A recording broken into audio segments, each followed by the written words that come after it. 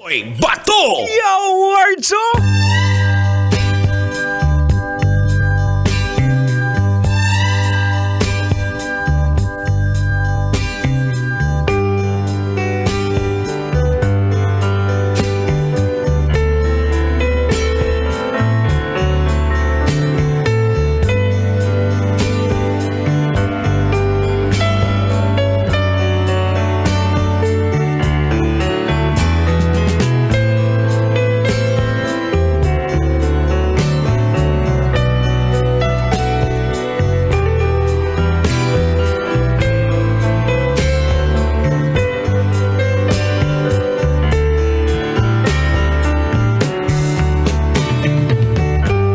Maayong gabi pag-usap, mga angkol at mga auntie at syempre sa ating mga pamangkin. Ayan, tugutin na sab ko ninyo na mga sa tagkatahuran nini mga orasaha. Hello po sa mga nakatutoy sa atin sa 90.7 Love Radio. Ito po yung programa natin gabi-gabi po mga kabisyo. Alas 9 po yan hanggang 12 midnight. Ngayon po ay Friday! At hindi lang po ordinaryong Friday po mga kabisyo dahil 14 po ng buwan ng Hunyo. Ibig sabihin, karamihan yan, payday! At hindi lang yan mga kabisyo, no?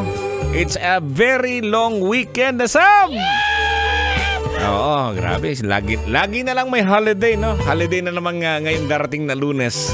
Kaya siguro karamihan sa atin nakapag-plano na, no? Kung ano bang pwedeng gawin ngayong weekend. At hindi lang yan mga kabisyo, ha? Baka naman gibang kuliya ka na. Baka ulyanin ka na ngayon kabisyo, ha? Special din ngayong darating na linggo. Oo, just to inform you, it's Father's Day! Hello po sa ating mga tatay, no? Mga tatay natin dyan, mga uncle natin. Ano bang plano ngayon ng iyong misis, ha? Sa mga pamangkin po natin, yung mga younger generation, mga anak po. Nakapagplano na ba? I-surprise nyo na ba ang iyong papa? Iyong daddy, iyong nanay? Ay, nanay naman. Inyong tatay? Huwag mo lang bonggahan, ha? Anyways, ngayong gabi po, no? Pag-uusapan po natin itong mga expo. Aha. Ay, magandang gabi pala sa mga nanonood sa atin, no? Ang dami, 500 plus po tayo nanonood sa TikTok. Maraming salamat. Ayan, at i-follow niyo po ako sa TikTok po, no? Totoy 907. Totoy Bato 907 pala, no? Hanapin niyo lang itong mukhang to. Naka-live din po tayo sa ating Facebook Live sa Love Radio Manila. At sa aking fanpage din sa Totoy Bato Official. Maayong gabi, no? Sa lahat ng mga nakatutoy sa atin, maparadyo man yan, social media. At isang napakagandang gabi din mga kabisyo. Yun nga sinasabi natin na long weekend. Ayan, no? May bawat araw, may espesyal. Tama-tama, naka-timing ni yung yung Father's Day kasi nga sweldo day ngayon, at kahit papaano may naiipon po tayo, no? Balik po tayo sa mga pinag-uusapan natin, no? Kanina itong tungkol po sa ating sa ex. Ayan, yung mga ex dyan, no? Mga kabisyo, matanong kita ulit, no? Ikaw, Col, ate, at siyempre sa mga pamangkin dyan, no?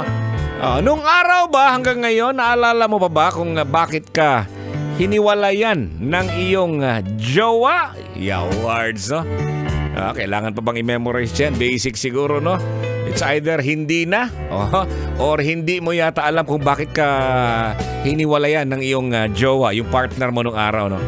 Alam mo mga kabisyo, itong mga ex po natin, no? Yung mga ex ninyo nung araw, no? Mahalaga pala yan, no? Ang kahalagahan po ng mga ex o yung mga dating kasintahan, sa Bisaya pa, trato, uyab, ay maaring tingnan sa iba't ibang perspektibo. Depende yan sa konteksto po ng karanasan at relasyon, no? Yung iba naman, nagiging maganda naman yung paghihiwalay nila. So kahit papaano, goods pa rin sila ngayon.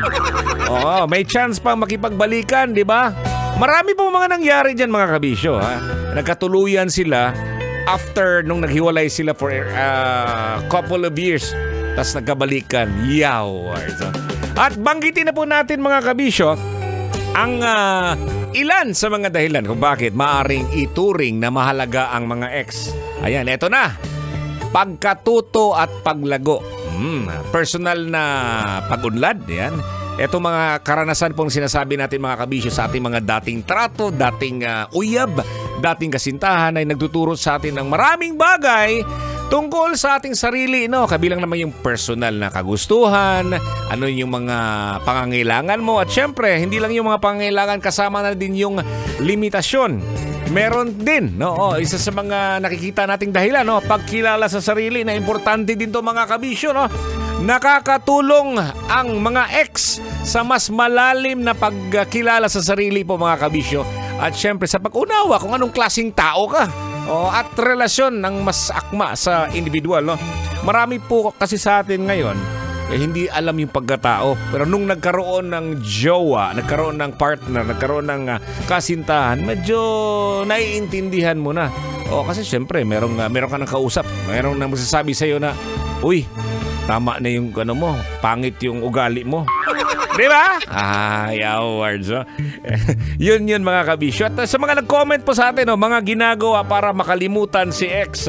Basahin natin, sabi ni Bonjoy Rolona, mamayot toy. Ang bihira naman to. Bakit ka ba mamayot? Lucio kung kigol mo. Sabi dito, humanap agad ng kapalit. Ay nako. Ayan, sa mga nakatutoy po sa atin, sa 90.7 Love Radio, tuloy-tuloy po ang ating tugtugan. At kung nasa gilid kayo, hindi kayo nagdadrive siguro, pasahero siguro, punta na lang po sa ating fan page o kaya naman sa Love Radio Manila page para pag-usapan natin etong tungkol sa mga ex natin, mga ginagawa mo nung araw para makalimutan mo sila. Sabi ni Anne-Marie Abain, i-block siya sa lahat ng social media. Ay, naku, bitter talaga. Ang hirap nga ngayon. Nung araw kasi, pag naghiwalay kayo, diba, bibigyan kayo ng studio shot na picture. May nakalagay doon, please keep this simple remembrance of me. Love. Hindi ko na mahanap yung picture. Ayan, tuloy-tuloy tayo pag-usapan dito sa Love Radio Manila page at saka sa TikTok Live ng Love Radio Manila. Ito pa rin ang inyong Uncle Totoy. Totoy Bato. Dito lang po yan sa 90.7 Love Radio. Maying gabi, kabisyo. Kailangan pa bang i-memorize yan? Love Radio Basic!